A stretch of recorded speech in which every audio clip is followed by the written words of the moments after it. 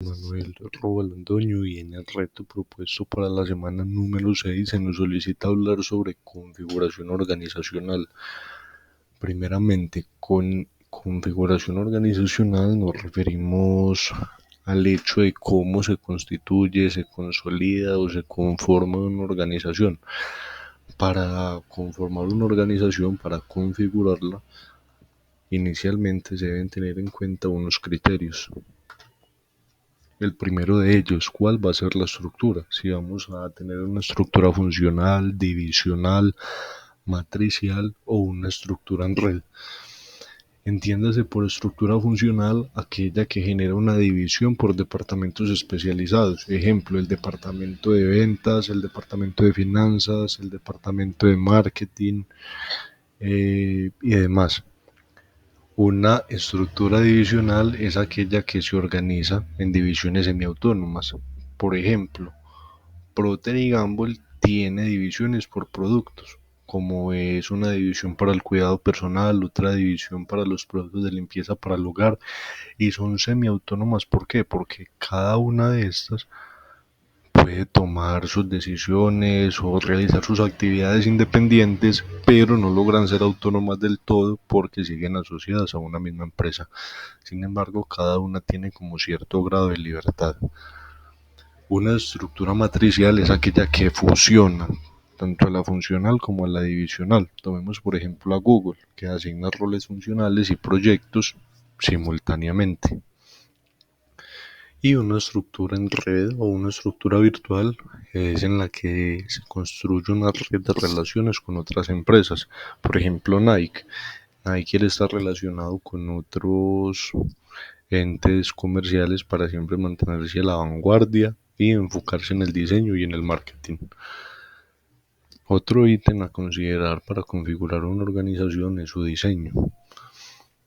El diseño se refiere al proceso que define la estructura adecuada para lograr los objetivos. Para yo lograr esos objetivos, necesito primero una departamentalización, que es agrupar las actividades que son similares y generar un departamento con ellas. Por ejemplo, el departamento de finanzas, el departamento de producción y recursos humanos, para que cada uno maximice, optimice las funciones y la organización sea provechosa. Se debe definir una jerarquía y una autoridad. Eso define los niveles de autoridad, valga la redundancia, y establece quiénes son, eh, por decirlo entre comillas, los jefes y quienes siguen sus órdenes. ¿Cierto? Se definen esos niveles para que haya, digamos que, un orden y se defina, como lo vamos a ver más adelante, quién toma las decisiones y quién se encarga de ejecutarlas. Debemos definir si optamos por un diseño centralizado o un diseño descentralizado. Eso se refiere a cómo se toman las decisiones, si las toma una sola persona, un solo grupo de personas, o si se delegan, como en una estructura descentralizada, las decisiones, para que cada quien las tome según su competencia. También debemos saber cuál va a ser el nivel de formalización, es decir, dado un conjunto de reglas y procedimientos que tanto necesita la organización que se cumplan a cabalidad. Si se requiere que se cumplan, como se dice normalmente, las reglas al pie de la letra, vamos a hablar de una estructura muy formal, de un diseño formal, o si no se requiere que se cumplan las normas o se cumplen parcialmente, un diseño menos formal. Cuando hablamos de cultura organizacional, debemos definir en la organización en cuestión si queremos una cultura estructurada y controlada, es decir, donde todos se enfocan en las reglas y los procedimientos establecidos, o si se desea generar una cultura flexible e innovadora, que es la que fomenta la creatividad y la adaptación de los trabajadores. Debemos definir para una organización, al momento de su configuración, el estilo de liderazgo. Hay distintos tipos: el autocrático, el democrático y el transformacional. El liderazgo autocrático es en el que un solo líder toma las decisiones y todos las deben acatar. El democrático participativo es que el líder conforma un conjunto con sus empleados y entre todos toman la decisión de una forma democrática. y un estilo de liderazgo transformacional, que es donde no hay un líder que toma decisiones, sino que ese líder inspira y motiva a los empleados para que ellos innoven. Debemos definir en una organización cómo se va a trabajar con la tecnología y los procesos, asumiendo que la tecnología es quien mejora la eficiencia y la automatización dentro de la organización. Vamos a definir si en una organización queremos una automatización de procesos, que es usar tecnología para tareas repetitivas como por ejemplo hacer uso de los robots, o si queremos una tecnología de la información, que es cuando se mejora la comunicación y la gestión de datos con interfaces como SAP. Incluso se podría definir una organización con ambos tipos de tecnología, donde haya automatización en los procesos y hayan excelentes formas de comunicación y gestión de datos. Al momento de consolidar una organización, una entidad, debemos entender cómo va a repercutir sobre ella el entorno externo, es decir, quién va a ser su competencia, cuál va a ser la regulación gubernamental, cuáles son las condiciones económicas y cuáles son las expectativas sociales. En el caso de la competencia, al momento de crear alguna empresa, debemos saber que ella sí o sí debe adaptarse al mercado si queremos que prospere. Entonces debemos hacer que la estructura eh, genere esos resultados para que la entidad sea competente y no quede atrás con respecto a otras.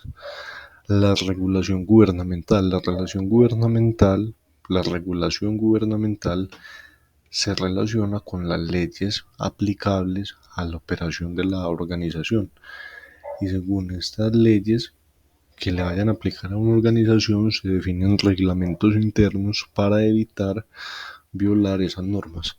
Las condiciones económicas. Sabemos que las crisis económicas impactan la estructura organizacional, entonces muchas veces a partir de unas crisis o de unos momentos de prosperidad económica, las condiciones de la organización pueden variar para bien o para mal. Y las expectativas sociales. Sabemos que la presión social influye en la estrategia. Cierto, todos, o bueno, la mayoría ya quieren empresas sostenibles, amigables con el medio ambiente. Entonces las empresas, para soportar esa presión social, se enfocan en ciertas prácticas. Por ejemplo, Ben Jerry's, que se enfoca en prácticas sostenibles. También queremos saber cómo queremos que cambie la organización, si queremos cambios evolutivos, es decir, unas pequeñas mejoras continuas, o si queremos un cambio revolucionario, que es un cambio radical en la estructura o estrategia. Un ejemplo ilustre es Netflix, que transformó su modelo de negocio, un negocio de DVDs, a un streaming online. Algo nuevo que aprendí esta semana, o que se me queda de esta semana, y es que para configurar una organización no basta con un capital, con una idea de negocio o con el acuerdo común de varias personas, sino que antes de configurarla hay que considerar todos estos ítems, es decir, qué estructura queremos, cómo la queremos diseñar, qué cultura queremos vivir en esa organización, quién va a liderar y cómo lo va a hacer, cómo se va a aplicar la tecnología y los procedimientos, cómo va a influir el entorno externo en esa organización que nosotros queremos construir y cómo queremos que cambie. Definiendo todos estos ítems, vamos a poder consolidar una organización que cumpla con las metas y objetivos de la empresa en los plazos determinados. En síntesis, no basta con la idea y con la posibilidad de materializar un proyecto. Se debe, si se quiere prosperar y salir a flote, configurar la organización según estos criterios para poder enfocarla y que ella alcance las metas y produzca los beneficios deseados. Les agradezco a todos por su atención y espero que nos encontremos en el reto de una próxima semana.